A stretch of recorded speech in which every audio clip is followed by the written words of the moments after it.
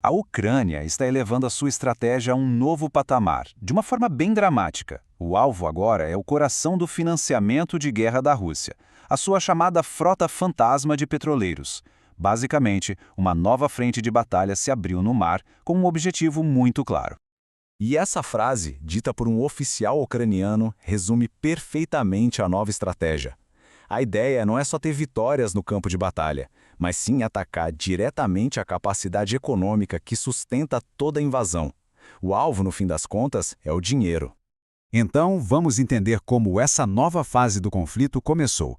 Tudo se desenrolou com uma série de eventos bem impactantes lá no Mar Negro. Os alvos? Navios petroleiros russos. E isso representa uma mudança e tanto na estratégia ucraniana. Olha, a ação no final de novembro foi muito rápida e precisa.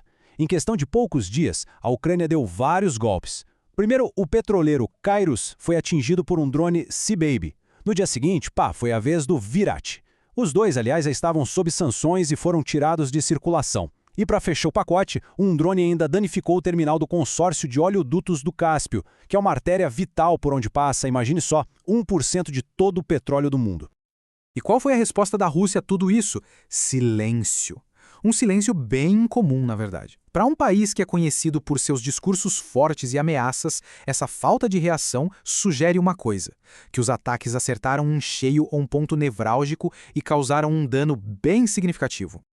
Mas é importante entender que esses navios não eram alvos aleatórios, de jeito nenhum. Eles fazem parte de uma operação bem sombria, conhecida como a Frota Fantasma de Putin. E essa frota é o mecanismo central para a sobrevivência econômica da Rússia em tempos de guerra.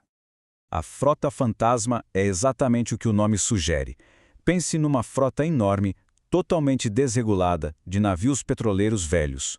O propósito principal dela é um só: driblar as sanções internacionais e continuar vendendo o petróleo russo pelo mundo, garantindo que o dinheiro continue entrando para financiar a guerra.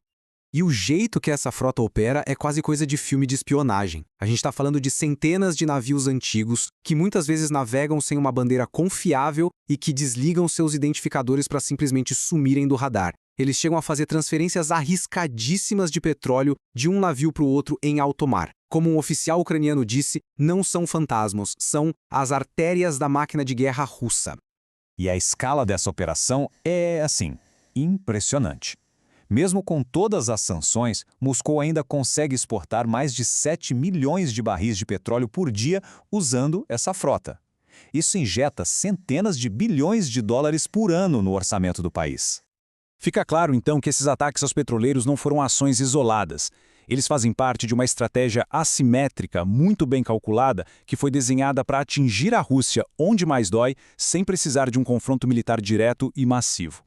A escalada da estratégia ucraniana segue uma progressão bem lógica. Primeiro, eles usaram drones de longo alcance para atingir refinarias em terra, o que reduziu a capacidade de processamento da Rússia em até 15%. Depois, o foco mudou para os navios de guerra, e mais de 30 foram afundados ou danificados desde 2022. E agora, o terceiro passo: estrangular a própria fonte do dinheiro, a frota fantasma. Isso mostra um contraste fundamental de abordagens. De um lado, os aliados ocidentais debatem, impõem sanções mais duras e esperam. Do outro, a Ucrânia age por conta própria. Eles tomam a iniciativa, executam ações diretas para paralisar a máquina de guerra russa e, com isso, pressionam seus parceiros a também apertarem o cerco.